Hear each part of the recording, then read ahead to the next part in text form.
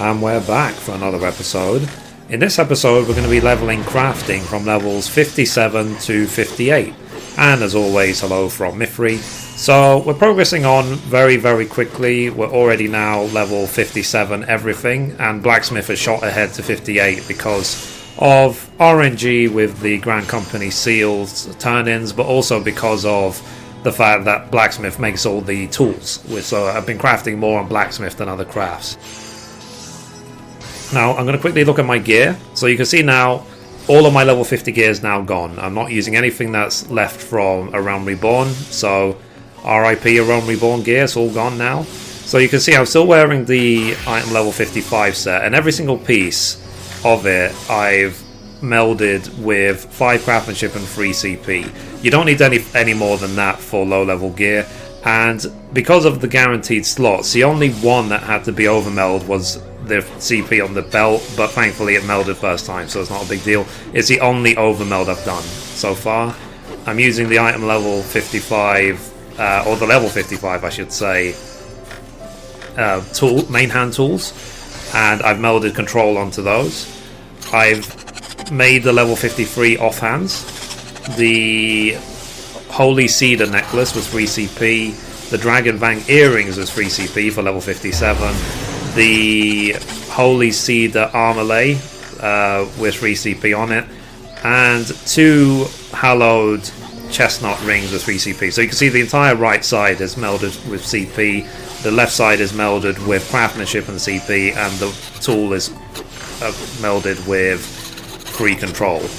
With all of that combined, I have now 559 craftsmanship, 499 control, and 372 CP without food, which is great, you know, and this is going to easily serve us until level 60. So in terms of actually leveling, it's going to be more of the same. Keep doing the Grand Company turn-ins every day, and I'm not overly concerned about the collectibles for now. I'm going to be looking at collectibles when we reach level 58, because then we'll be getting decent experience as well as getting blue scripts towards the Master Recipe books. But in the next episode, for 58 to 59, we will look at that closer. For now, what I'm going to suggest is now is the time I really feel to start using leave allowances if you haven't been already. You can see I've still got the majority of my leaves still left over. Make sure as well that you've done all of your class quests up until level 55, because at level 58 you're just going to have more class quests to do, so you might as well get them done. And if you don't need the rewards, if like me you've been crafting everything high quality yourself, all of your equipment, then just sell the normal quality rewards. You'll make some decent gil doing that. So I'm going to quickly show you the types of leaves I've been doing to level up. So tradecraft leaves, I don't bother with the large ones, the 10 leaves. I feel they're a waste of time, at least at this level. So we're looking at the 56 to 58 region. So let's see, this one 96, this one 184 to deliver hard silver ingots, which is easy enough. Or this one is an interesting one, the Grand Temple, to make Dragon Fang earrings. This is for Goldsmith, obviously. Now, I find that this is definitely the best one to do because it gives great experience, but making the Dragon Fang earrings is very cheap to make. Like, if we look at the mats, you see we need 2 Dragon Fangs, 1 hard silver nuggets. At this point, with the items we have and the rotations we've been using, we can easily 100% high quality hard silver nuggets, even with normal quality materials. And Dragon Fang earrings, at least on this server, are worth like 200 gil each. They're really cheap on the market board. So if you haven't got them yourself already from killing mobs, then you can just buy them on the market board really cheap. And look for the equivalent, whichever leave in each bracket, which gives the most experience for the least money. Now, another thing to look out for, like for example this one here, this titanium tassets of fending. When it's asking for items, you don't necessarily have to go ahead and craft them, because you might find that some of these armor rewards are currently quest rewards for different quests in the game, and therefore are listed on the market board really cheap, like say 7,000-8,000 gil or 15,000 or less, you know, really cheaply on the thing, which is a better use of your gil and your time than crafting it yourself, because you'll be, with those materials, you could sell those materials, probably make 50,000 gil versus just buying a finished product which was from a quest reward for 10-15k. So it's up to you if you want to go down that road. Let's see. Oh, blacksmith is a bit higher, so because blacksmith's already 58. But let's look here. Titanium ingots you can look at. For carpenter, let's see, you can look at pair of hallowed chestnut. I'll try and avoid those. Let's see. Yeah. Now, if you find that it doesn't matter what you pick, like for example this for carpenter, then just go to the rank before it, because it gives you most of the experience anyway for far less cost in terms of materials. Don't be scared to go back one level, because it might benefit you in the long run.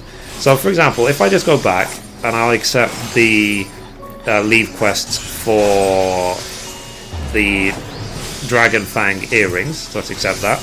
So now I'm at a point where I'm not even using CP food, because the rotation I've been using the whole time doesn't really need it. I mean, of course it does rely very heavily on a Tricks of the Trade procs, but whatever, our gear is 100% up to date, so we should do well. So let me make one now, one of these Dragon Fang earrings.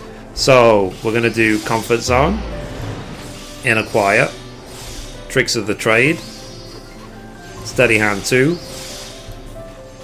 Hasty Touch all the way until 10 durability. And remember guys, if everything goes really badly, let's say every single Hasty Touch explodes, then like it is now for example, I can always just hit reclaim and try again. Okay, so 4 stacks, pretty much only one Tricks of the Trade procs. I'm not happy with that, so I'm going to reclaim. And the good thing is that if this blows up and I don't keep the materials, the price is so cheap anyway that we don't really care. So let's emphasize and let's try again. So Comfort Zone, Inner Quiet, Steady Hand 2. So don't be scared to use the abilities you have in front of you. Like purposely failing a craft, I don't see it as a bad thing if it means the next time you do it you get 100% high quality. You know, as long as the materials are cheap, don't make it a habit. So let's see. Okay, so one more. You see, I hit Precise Touch sometimes, not all the time. So Master's Men 2. I would say trying to get at least 7+ stacks is usually enough to get to 80% plus if you have some high quality materials. So Steady Hand 2, going to renew Comfort Zone because it fell off, and then keep doing Hasty Touch until 50 durabilities left. So I'm going to hit Precise Touch. Okay, so now we have 50 durability left. Now is the time to think about finishing. So we're going to do Great Strides, and then let's see. Oh, we still have 7 more stacks of Comfort Zone. So what we can do is we can try and force a good. Okay, no. Wait, 1 Careful Synthesis 2. No, didn't happen. So just gonna hit Bygots as it is, and it failed. That's RNG for you. You can't really do anything about that. So let's see. So of course, like, some of my fans might be watching this like, oh, but he's usually so pro, he usually gets everything flawless. It's like, no, I do make mistakes as well, guys. You know, don't think that I don't. It's just RNG. There's some things you just can't control. And well, shall I turn in the normal quality Dragon Fang earrings? I might as well. You know, what's the harm? But then again, they are so cheap to make, I might just replace them with high quality and just turn it in anyway. And you can see my goldsmith is already shooting way ahead towards level 58 anyway, so I might as well turn it in. So ideally high quality. If you can't, regardless how much you try, just RNG, whatever, just turn them in, who cares? Because you get 6 leave allowances every day anyway, and at this point I've been keeping the majority of my leaves.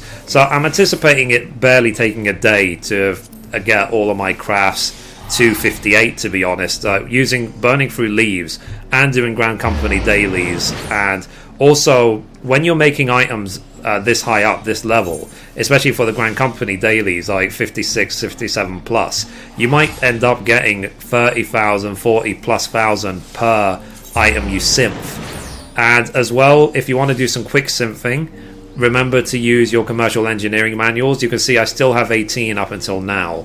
So I think it's going to be the next episode when we start looking at blue scripts that things are going to start to get interesting. But we're getting very close to the end, guys, in terms of leveling, crafting and gathering. You can see I'm one level away from Grandmaster of the Hand, just a couple of levels away on each of the crafts, and I'll be Grandmaster of the Hand as well. So maybe in a week's time I will be both Grandmaster of the Hand and Land. So if you've been following my guides so far, then I hope you like them. I'm glad that you guys are commenting so much below the videos, asking questions and stuff. More than happy to help. And if you have any suggestions, any requests for videos, anything, please let me know. At level 60, when we hit level 60, I'm going to make some videos explaining how to gear up at level 60. And then also as well, I'm going to then start making videos about different macros, rotations that you can use to automate high quality at level 60. I'm not going to bother doing those now because with the gear changing so often, like none of the rotations are concrete right now anyway. And as well, if enough people ask me to, then I will start making guild guides at level 60 again. I'll start making just little tips, little hints about how and where you can make gil in vast quantities, because obviously we all want to be rich, right? You know, that's obviously the dream. So anyway, guys, that's it for this episode. Thank you for watching, and as always, goodbye from me and goodbye from Mithrie.